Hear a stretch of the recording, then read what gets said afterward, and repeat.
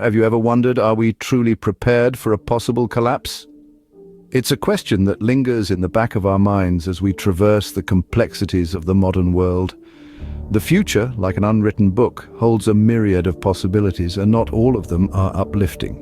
As we journey into the heart of the 21st century, we are confronted with a multitude of uncertainties. The spectre of societal upheaval, economic turmoil, or even environmental disaster looms large on the horizon.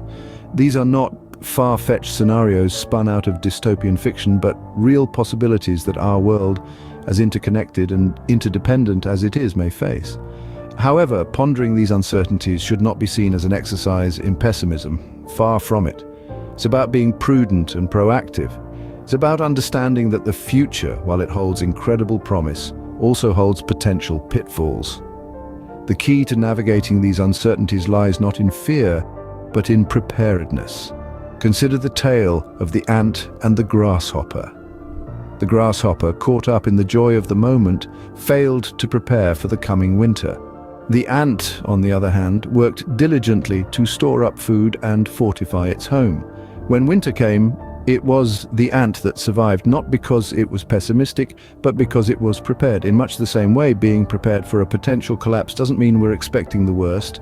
It means we're ready to face whatever comes our way. It means we're taking the necessary steps to ensure our survival, and the survival of our loved ones in the face of adversity. So, as we delve into this topic, remember that it's not about painting a bleak picture of the future. It's about empowering ourselves with knowledge and taking concrete steps towards preparedness. It's about understanding the signs, recognizing the impact, building resilience, and preparing for the unpredictable. In this video, we will explore the signs of a potential collapse and the steps you can take to be prepared. First and foremost, we need to understand the signs that may indicate a potential collapse. Recognizing these signals is not about scaremongering, it's about arming ourselves with knowledge, being aware, and ultimately taking control of our future. Let's start with economic instability. This can be a significant indicator of an impending collapse. When the economy of a nation or the world at large starts to falter, it's like a domino effect, impacting everything from the job market to the price of bread. Inflation rises, unemployment rates soar, and the value of money diminishes.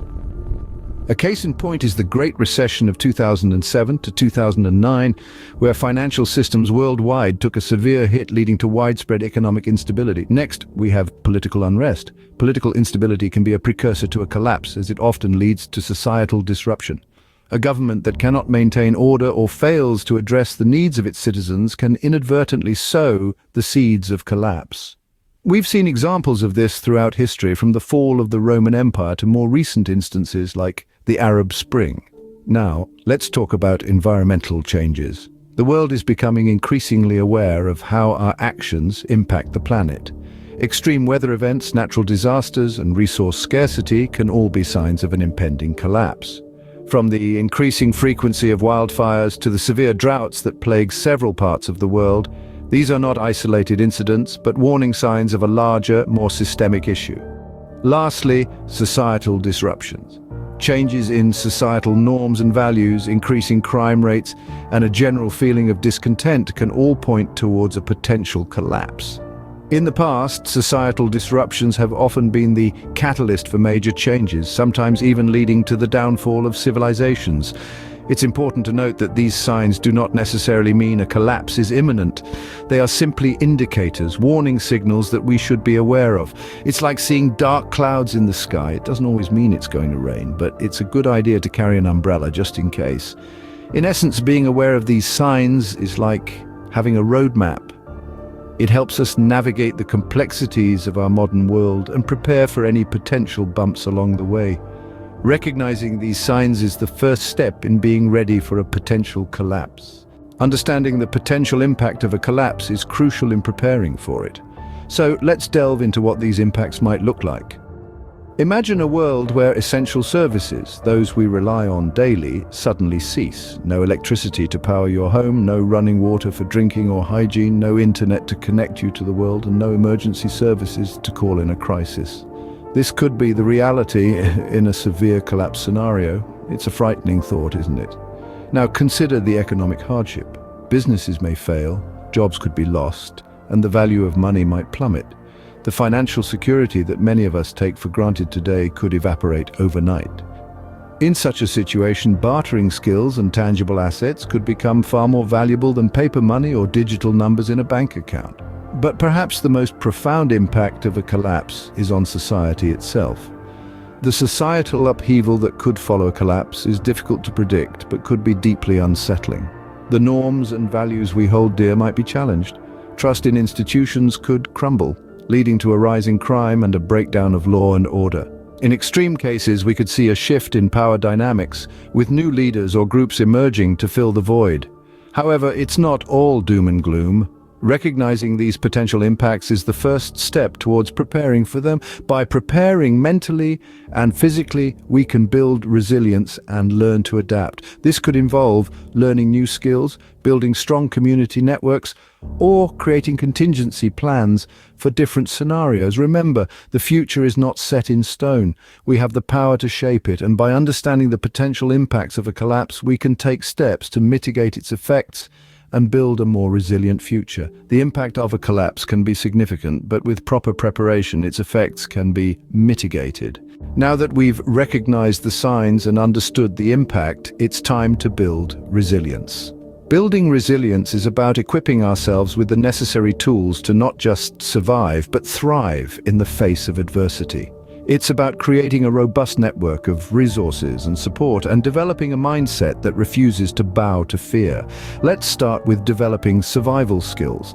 These are not only practical skills like knowing how to start a fire, filter water, or forage for food, but also skills that help us navigate the modern world. This could mean learning how to grow your own food in an urban environment, understanding basic mechanics to maintain your vehicle, or even mastering digital skills that could provide a source of income in times of crisis. Next, let's talk about creating a support network.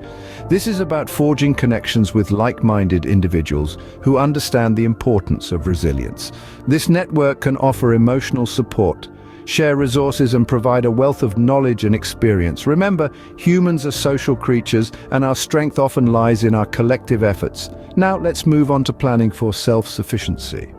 This is about anticipating your needs and working towards meeting them independently.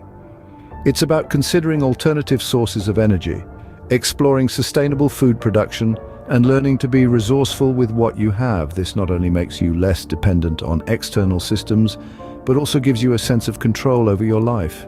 However, building resilience isn't just about practical steps, it's also about mental resilience. This means maintaining a positive outlook, staying flexible in the face of change, and constantly learning and adapting. It's about understanding that we cannot control everything, but we can control how we respond. It's about choosing to see challenges as opportunities for growth. But let's be clear, building resilience is not about succumbing to fear or paranoia. It's not about building bunkers or stockpiling for an apocalypse. It's about acknowledging that life is unpredictable and choosing to be proactive rather than reactive. It's about being prepared, not scared. In short, it's about empowerment. It's about taking charge of your future and creating a life that is not only capable of withstanding adversity, but also capable of flourishing despite it. Building resilience is not about fear, it's about empowerment. In an unpredictable world, how can we ensure we're ready for the unexpected? This question, although daunting, is the key to navigating the unknown.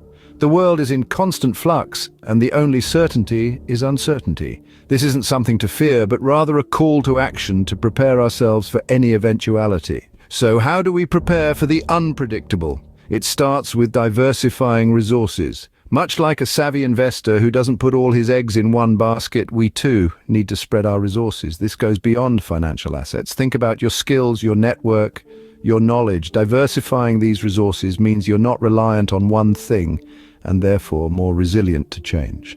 A key part of this diversification is learning new skills. In a world that's constantly changing, the most valuable skill you can have is the ability to learn. The more diverse your skill set, the better equipped you are to adapt and thrive in any situation. This could mean learning a new language, mastering a new technology, or understanding a different culture. The point is to broaden your horizons, and in doing so, create more options for yourself. But preparation isn't just about acquiring resources or skills, it's also about cultivating a flexible mindset. This is about being open to new ideas, willing to change course, and ready to let go of old ways of thinking. It's about embracing the unknown and seeing it not as a threat, but as an opportunity for growth and innovation. Remember, preparation isn't a one-time event, but a continuous process. It's about staying alert, being proactive, and constantly reassessing your strategy. It's about understanding that change is inevitable. And rather than trying to predict it, we should focus on building our capacity to respond to it. So keep learning, keep diversifying, keep adapting. Because the more prepared we are, the better we can navigate the twists and turns of an unpredictable world. And the more resilient we become, the better we can withstand any collapse.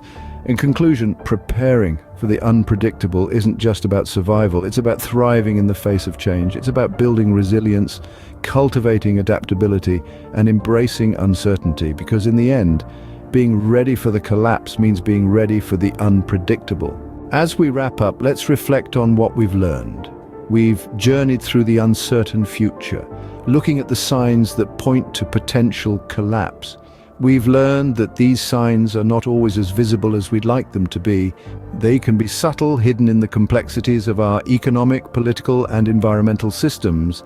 Yet with keen observation and a willingness to understand, we can spot these signs and brace ourselves for what may come. We've delved into the impact of a potential collapse, exploring how it could affect different aspects of our lives.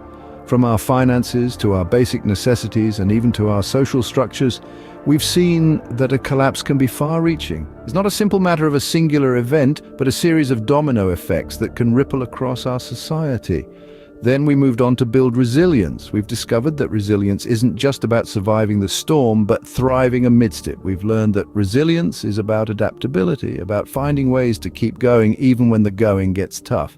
We've seen that it's about strengthening our foundations, diversifying our resources, and fostering our community relationships. Finally, we explored how we can prepare for the unpredictable. We've realized that preparation isn't just about stockpiling resources or creating contingency plans. It's about developing a mindset of readiness, a mindset that embraces uncertainty and is willing to adapt and evolve as circumstances change. While the future may be uncertain, by being proactive and prepared, we can face any challenge that comes our way.